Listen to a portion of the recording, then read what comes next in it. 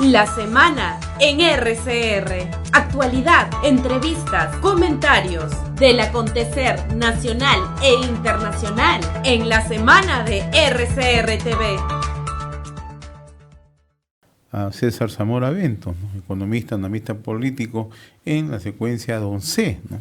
Para abordar temas de actualidad. Y esta mañana vamos a conversar con él acerca del último informe del Instituto Nacional de Estadística e Informática, que ha presentado cifras sobre pobreza monetaria en el año 2022. César, qué gusto saludarte. Gracias por atender esta comunicación de la semana a través de RCR, Red de Comunicación Regional. Muy amable, ¿cómo estás?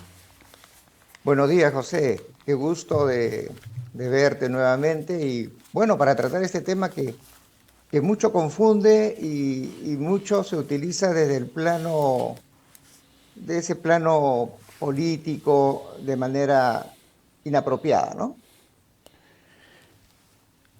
Ayer se le ha dado bastante despliegue a la información que dio a conocer hace 48 horas el Instituto Nacional de Estadística e Informática, ¿no? Y el tema de la pobreza, hemos aumentado de 25.9% en el año 2021 a 27.5% en el año 2022, ¿no? Y adicionalmente son 2.690.000 personas que han caído en pobreza desde el año 2019, es decir, después de la pandemia, ¿no? ¿Cómo entender este tema, ¿no? Se han trabajado un conjunto de acciones, de medidas, pero a la larga estamos viendo que esto no ha tenido ningún efecto, muy por el contrario. El nivel de crecimiento económico no es el más óptimo, las medidas de darle los bonos en determinado momento han sido simplemente paliativos. Lo cierto es que tenemos más pobres. Mira, la pobreza monetaria, estamos hablando de pobreza monetaria, no estamos hablando de una pobreza multidimensional, que es otro arreglo conceptual. La pobreza se justifica en tanto en la época de la pandemia se paralizó el país y demoró mucho tiempo en volver a restablecer la dinámica económica. Pero se esperaba de que una vez levantadas todas las restricciones propias de la pandemia, la economía retome su curso como era antes de la pandemia, en tanto no se había afectado la estructura productiva del país, porque estamos hablando de una pandemia, estamos hablando de una limitación en el traslado de las personas, pero no estamos hablando de destrucción de infraestructura productiva. El asunto es de que tras la pandemia viene el país pasando por un proceso político muy complicado y realmente con la elección de Pedro Castillo, toda esa expectativa que significaba reactivar la economía se paralizó. Se paralizó porque la gente se preocupó más en levantar sus agendas políticas, las autoridades tenían sus consejos de ministros descentralizados, pero básicamente no para procurar desarrollar la economía de los diferentes departamentos, sino para levantar banderas de protesta, de cambio de constitución y con todas las denuncias de corrupción que hemos visto. Entonces es imposible que bajo esas circunstancias la economía se reactive. El crecimiento económico no se ha dado y la consecuencia lógica es que cada vez haya menos puestos de trabajo disponibles y la gente, por lo tanto, ve limitados sus ingresos. Ahí es donde empieza a crecer todo este gran contingente, desde el 19 hasta la fecha, de cerca de 2 millones de peruanos que han entrado en este sector de pobreza. Un sector que, valga la pena recordar, José, implica que la gente no logra cubrir con sus ingresos sus necesidades básicas. Y la pobreza extrema es la que también debe preocuparnos, que hay un gran porcentaje de la población que no puede siquiera cubrir su comida. Entonces, estamos en una situación muy preocupante, pero lógicamente se entiende porque el país ha atravesado por grandes problemas políticos que esperemos se vayan resolviendo con el tiempo. Ahora, el otro tema en esa misma información que proporciona el Instituto Nacional de Estadística e Informática es el caso de las regiones, César, ¿no?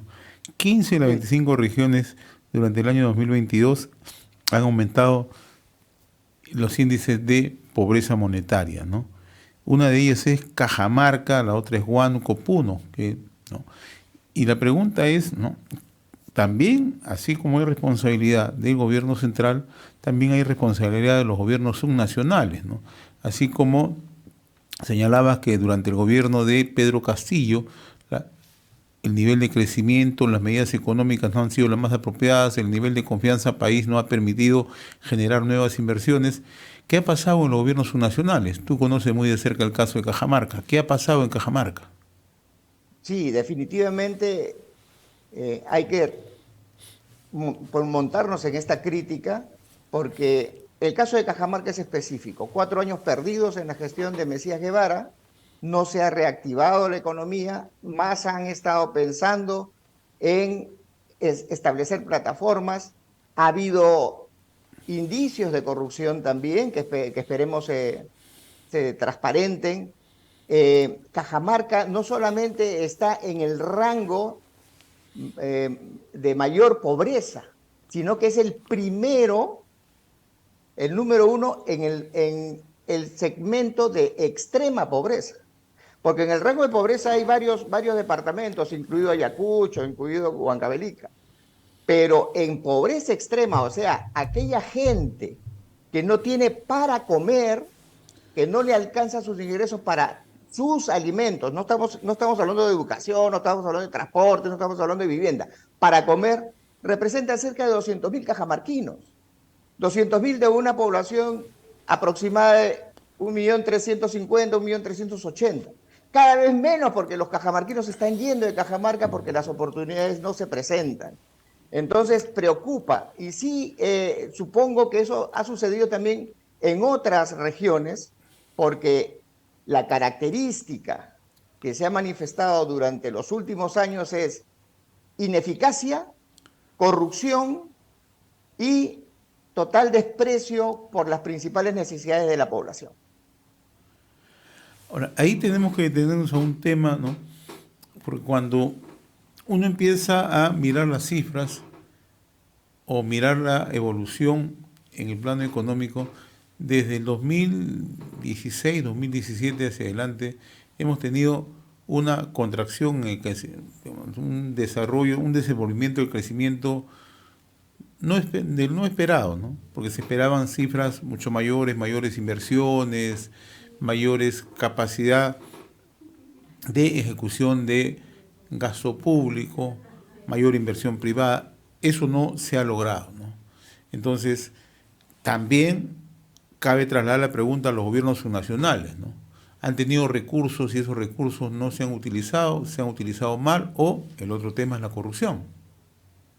Así, según información, cerca de 11.000 millones de soles se atribuyen a la mala gestión de pérdida, a la mala gestión de los gobiernos subnacionales, del gobierno central y los gobiernos subnacionales. Yo quería hacer una puntualización a nivel de reflexión. La pobreza y la pobreza extrema durante los últimos 20 años ha venido decreciendo de manera sostenida. Recordemos que en el caso del Perú, de 42% de pobreza, en el caso del Perú, se ha llegado hasta 25%, pero luego empieza a incrementarse en estos 2 últimos años. Se le puede atribuir a la pandemia, ok, esa parte está bien, pero ya en el 2022 y este año 2023 ya debería haber una recuperación. Pero reiteramos en los problemas que existen: ineficiencia, crisis política y corrupción. Tenemos corrupción por gusto, como alguien dijo, hasta para importar. Entonces, la situación del país obedece a los propios peruanos, principalmente a las autoridades. O sea, el Perú no debería estar en la condición en la que se encuentra si es que hubieran gobernantes realmente comprometidos y que tengan bien clara la agenda de que la única forma, José, de derrotar la pobreza, no de cultivar la pobreza, sino derrotarla, es mediante la inversión y la generación de puestos de trabajo. Hablabas de Cajamarca. Sí, pues Cajamarca está liderando, es el más pobre extremo que hay entre todas las regiones. Pero Cajamarca tiene potencial para inversión, principalmente en el sector minero, que podría hacer que su crecimiento económico se dé y además que movilice los otros sectores económicos como un engranaje. Minería demanda servicios, demanda hotelería, demanda productos, demanda maquinaria, y eso de ahí genera una dinámica de desarrollo. Pero sin embargo, la agenda de las autoridades regionales es no nos metamos con la minería. Es más, bloqueemos los proyectos, bloqueemos Conga, bloqueemos todo lo que diga que es minería. Y la pregunta es, ¿y de dónde vamos a tener medios para reactivar la economía de Cajamarca y salir de ese horroroso lugar número 1 en pobreza extrema y dentro del ranking de los más pobres en el caso de la pobreza total, ¿no? Y esto va para mi siguiente pregunta, ¿no? ¿Qué es lo que tendrían que hacer en Cajamarca para tomar medidas para, de una otra manera, generar mejores condiciones para nuevas inversiones, pero adicionalmente enfrentar la pobreza, sobre todo pobreza extrema? ¿Cuál debería ser la agenda que debería tener el actual gobernador regional? Básicamente, mira, en el caso, nosotros somos una economía social de mercado. O sea, el mercado dejamos que genere la dinámica económica, pero lo social es que a través de la captación de impuestos, y eso se logra sí, solo sí, cuando hay crecimiento económico, el Estado se encargue de asignar recursos para cerrar brechas, o sea, para acondicionar los espacios geográficos a que tengan mejores posibilidades de desarrollo económico. Entonces, todo está amarrado con la reactivación económica, todo está amarrado con el fomento a la inversión. ¿Por qué? Porque es la única forma de que se pueda generar puestos de trabajo. Fomento de la inversión no es decir vengan acá, sino dar señales claras de seguridad al inversionista. Nosotros hemos visto en algunos estudios que se han desarrollado que el inversionista tiene mucho temor y tiene mucha inseguridad de invertir porque las condiciones en el país son totalmente inestables. Todavía están anunciando de que va a haber una futura revuelta muy pronto, toma de Lima. Entonces, pregunto, ¿eso ayuda a que el inversionista ponga sus recursos para determinados proyectos y esto genere puestos de trabajo que a la larga va a servir para que la población tenga mayores ingresos y pueda salir de ese lugar tan horrible que es de pobreza y pobreza extrema? Yo creo que los políticos y principalmente el sector de izquierda tiene que reflexionar cuánto daño le está haciendo al país. No es de que el Estado se encargue de los pobres y tenga que incrementar recursos para que los pobres salgan de esa condición, sino dar los instrumentos para que las empresas privadas generen trabajo y los pobres puedan, mediante la producción, salir de su condición de pobres y pobres extremos. No quiere decir de que nos olvidemos en este espacio de ese segmento totalmente vulnerable, sino que tiene que darse de manera conjunta. Vamos a identificar, a focalizar quiénes verdaderamente necesitan el apoyo del Estado para que resuelvan su condición de pobre y pobre extremo, pero paralelo vamos a hacer un Estado promotor de las inversiones, que al final conviene también al Estado porque de ahí jalan recursos para la caja fiscal con las cuales puedan desarrollar sus programas de equiparar condiciones de desarrollo en la población. Y una pregunta final de César, ¿no? Y ahora la pobreza ya no solamente se concentra en áreas rurales, también está concentrada en áreas urbanas. Un dato, Lima Metropolitana, la capital de la República, pasó de concentrar el 23% de la población pobre en el año 2019 al 33% en el año 2022. O sea, ya tenemos pobreza urbana. Claro, por falta de reactivación económica, todo se concentra, José, en lo mismo. Si no hay inversión, si hay inestabilidad, si te anuncian que van a tomar Lima, si te anuncian que van a tomar carreteras y aeropuertos, olvídate, no va a ser posible, y los que van a pagar siempre la factura son los más pobres, los más vulnerables. La gente clase media que se las ingenia, y las grandes empresas optarán por migrar hacia otros destinos donde su capital tenga una mejor promesa de retorno.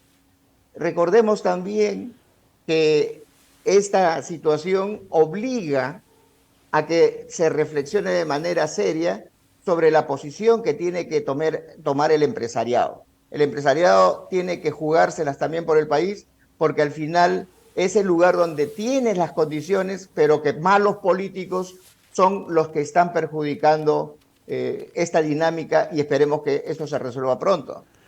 Muy bien, César Zamora, como siempre, muy reconocido por este diálogo cada sábado. Gracias por tu atención, César. Muy amable como siempre. Hemos presentado La Semana en RCR TV a través del canal 796 de Cable Más.